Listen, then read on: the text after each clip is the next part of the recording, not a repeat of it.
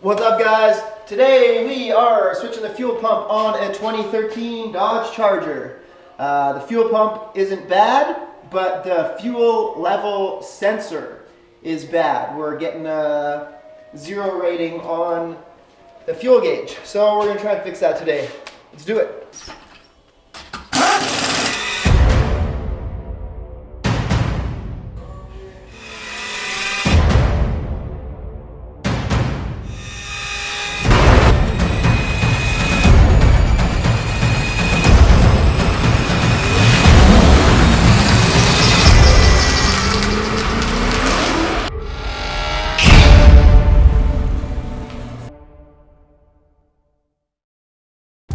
So the fuel tank is underneath the back seat. You got to pop the back seat out to access it. It's actually just pull straight up, and there's these press fit tabs, one on either side. Should just pop out. It might be in there pretty good. You might have to yank pretty hard.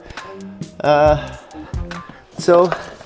yeah, right. You got to undo the battery first because you don't want to deal with live electricity and fuel. You know, that's a bad situation. So let's undo the battery.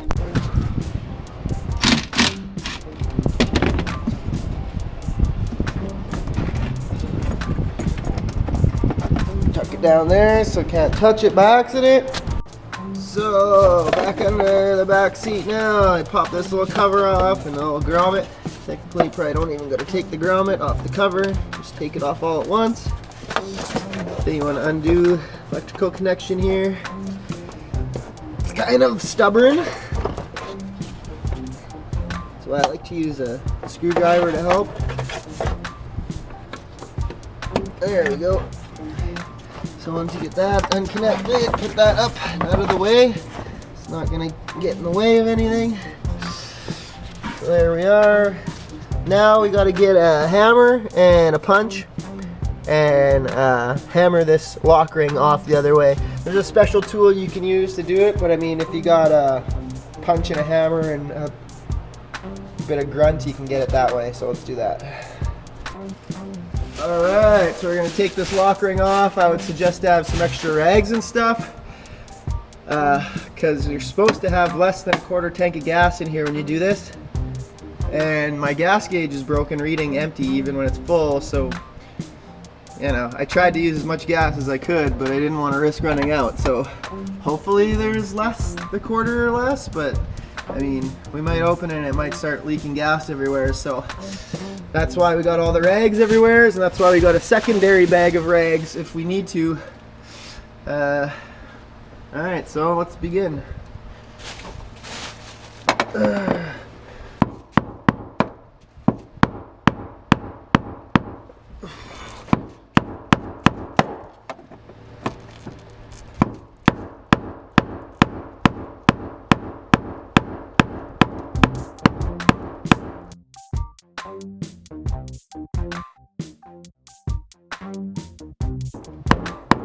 Oh, there we go. Please don't start pouring gas out. Well, I can smell the gas already. Doesn't appear to be leaking out yet though, so that's a good so far, but I mean the seal is still pressed. We'll find out in a second when I move this. Is the gas gonna come out?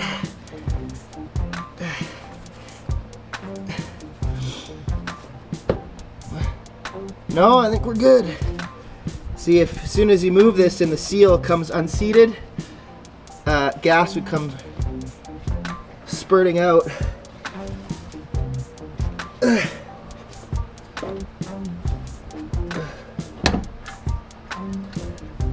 There we go. Yeah, we must be just like right at a quarter tank because the fuel is just right there. Awesome. So you pop that out. This top piece comes straight off. There's a little spring. Move you over here. Two little connectors on the bottom. Should have fuel resistant gloves on instead of these ones. 1, 2. See, this is why you want a rag and stuff, and a bucket mainly is what you want actually. Like this. Put the bucket right here. Lift it up, put it in the bucket, carry it out so then you don't get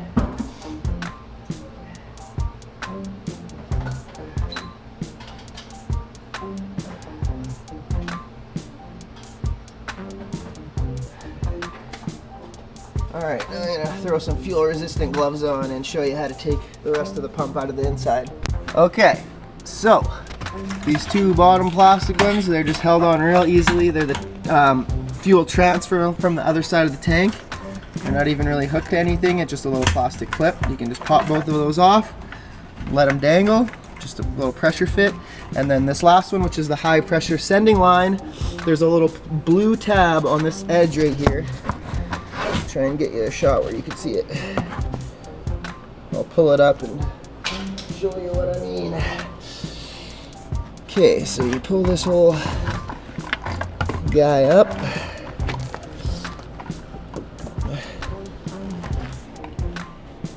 I can't see because of the way the light is.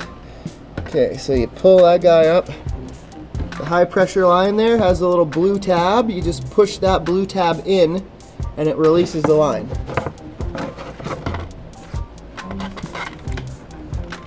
Just try and get you to see it. Push it in and the line should just... There you go. So then you just push these aside.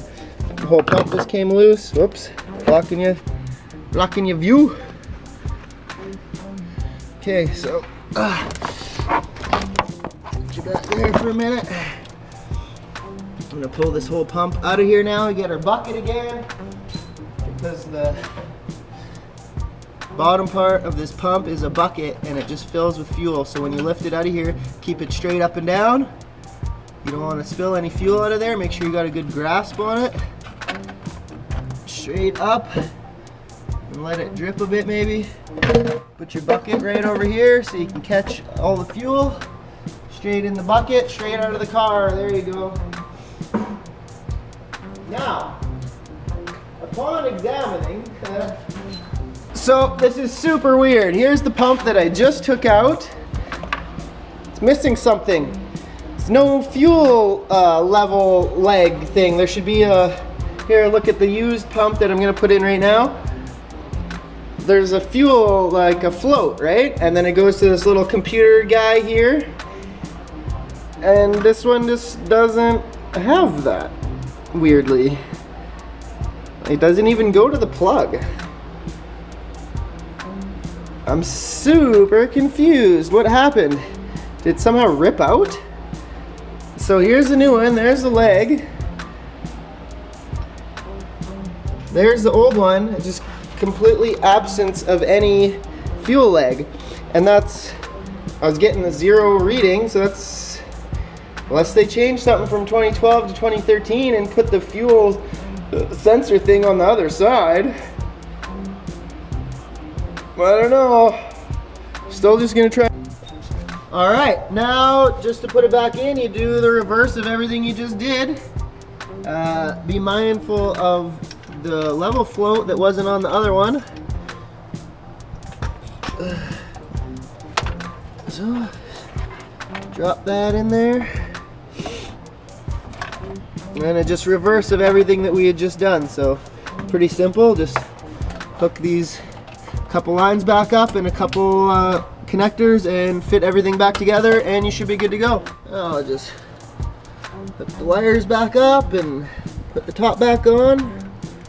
Should be golden. 1, 2. Back down into the holes to keep her tight. Make sure that your seal is in the right spot.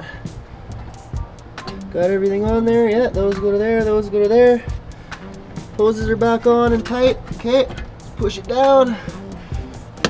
And then push it down. Get it to seal. Around these edges here. Gotta be tricky. And that's it. Hammer the ring back on, you're good to go. Alright, peace.